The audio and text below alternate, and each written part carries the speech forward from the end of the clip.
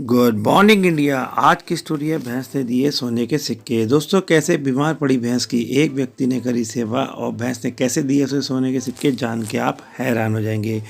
किसी गांव में रामू नाम का एक व्यक्ति रहता था। वह खेती बाड़ी और दूध बेचकर अपने परिवार का पालन पोषण करता था। रोज की तरह वह खेती करके घर के लिए आ रहा था। उसको रास्ते में एक बीमार भैंस पड़ी मिली।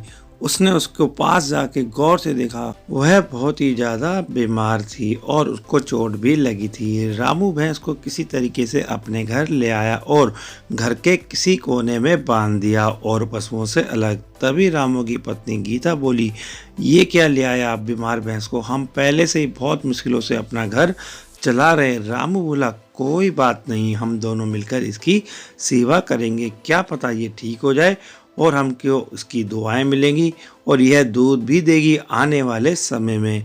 इस पर गीता बोली, देख लो, गांव वाले कुछ बोले नहीं क्योंकि शाम को सब दूध लेने आएंगे। वह इसको देखकर कुछ बोलेंगे तो नहीं क्या?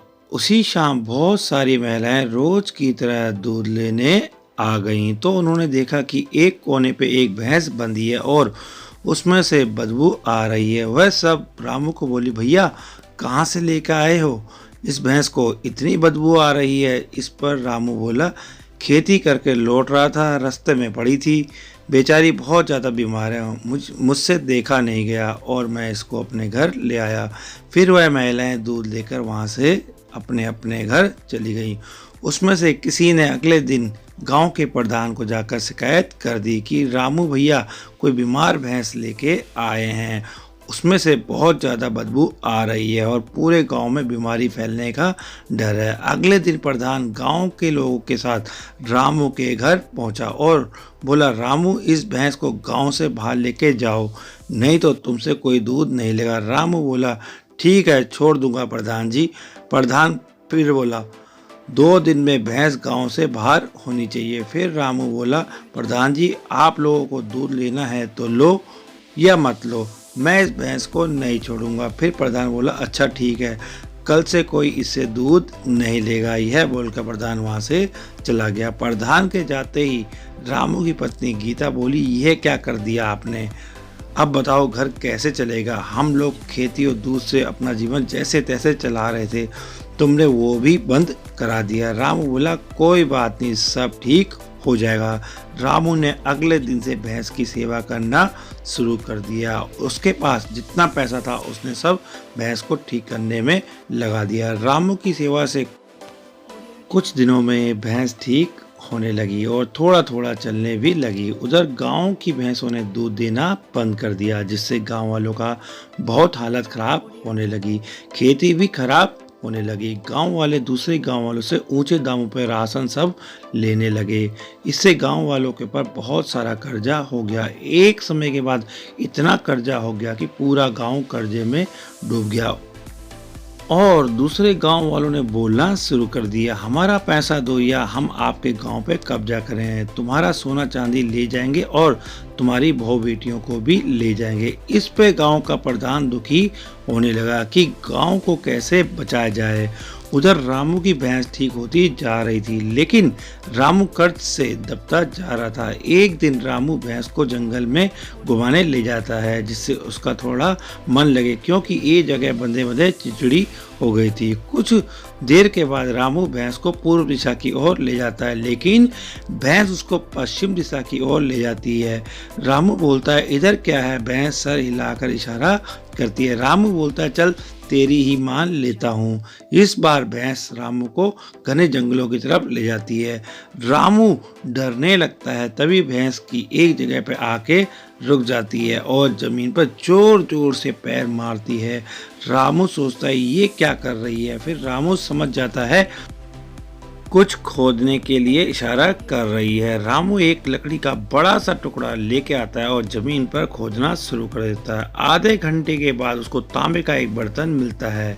जैसे ही उसको बाहर निकालता है, उसमें से सोने के सिक्के भरे होते हैं। वह उसको खोदता है तो उसको 2 बर्तन और मिलते हैं, वह भी सोने के सिक्के से भरे होते हैं। तो उनको 2 बर्तन और मिलते हैं, वो भी सोने के सिक्के से भरे होते हैं। रामू उन बर्तनों को रस्सी में बांधकर अपने घर ले आता है और चुपके से अपनी पत्नी गीता को बताता है कि जंगल से सोना मिला है, यह सब इस भैंस की वजह से मिला है। फिर उसकी पत्नी बोली, अच्छा। वह भाग कर देखती है, उसकी आंखें खुली की खुली रह जाती हैं। रामू अगले दिन प्रधान को बुलाता है और बुलाकर बोलता है, प्रधान जी, गांव के ऊपर कितना कर्जा है? प्रधान बोला, क्यों, तुम देने वाले हो?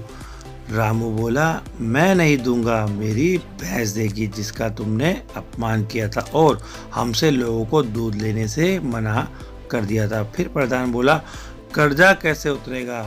रामू ने पूरी कहानी प्रधान को सुनाई। फिर प्रधान ने रामू से माफ़ी मांगी। बोला, रामू, मुझे माफ़ करना, मैं तुम्हारी भैंस को हल्के में ले गया था। रामू ने प्रधान के साथ मिलकर और गांव वालों को साथ लेकर दूसरे गांव का पूरा कर्जा उतार दिया और पूरे गांव वालों ने रामू से माफ़ी मांगी और बोला, आपने हमारे गांव की इज्जत और हमारी माँ बहन बेटियों की इज्जत रख ली। रामू बोला, इज्जत मैंने नहीं रखी, भैंस ने रखी है। अगर धन्यवाद बोलना है या माफ़ी मांगनी है तो भैंस से मांगो। रामू बोला, मैंने भैंस के बिना स्वार्थ की सेवा की है, जिसका फल मुझे आज मिल रहा है कि पूरा गांव कर्ज से मुक्त हो गया। फिर पूरा गांव रामू से दूध लेने लगा और रामू 12 गांव में सबसे ज़्यादा अमीर आदमी बन गया और 4 भैंसे 200 भैंसे हो गई और सारे गांव वाले खुशी खुशी रहने लगे। दोस्तों, जब भी हम कोई निस्वार्थ कोई काम करते हैं दोस्तों, उसका परिणाम हमेशा अच्छा ही होता है। यही आज की कहानी की सीख है। कभी किसी को हल्के में नहीं लेना चाहिए और बिना स्वार्थ के काम करोगे और सेवा करोगे तो एक दिन आपकी किस्मत भी रामू की तरह बदल जाएगी। एक बात और, बीमार जानवर की हमेशा सेवा करें क्योंकि वह बोलना नहीं जानता, इसलिए प्रभु उसके साथ होता है और इसकी सेवा करने का मतलब है आप प्रभु की सेवा कर रहे हैं। दोस्तों, हमेशा जीवन में निस्वार्थ सेवा करनी चाहिए और कभी भी किसी को हल्के में नहीं लीजिए। नम्र व्यवहार हमेशा दोस्तों इंसान को आगे बढ़ाता है। दोस्तों, अगर आज की स्टोरी अच्छी लगी हो तो स्टोरी को लाइक कर देना, चैनल को सब्सक्राइब कर देना, बेल आइकन को क्लिक कर देना दोस्तों, जिससे मेरा हौसला बढ़े। नेक्स्ट टाइम मैं दोस्तों आपको इससे भी अच्छी प्रेरणादायक स्टोरी ला के दे सकूँ। आपका दिन शुभ रहे।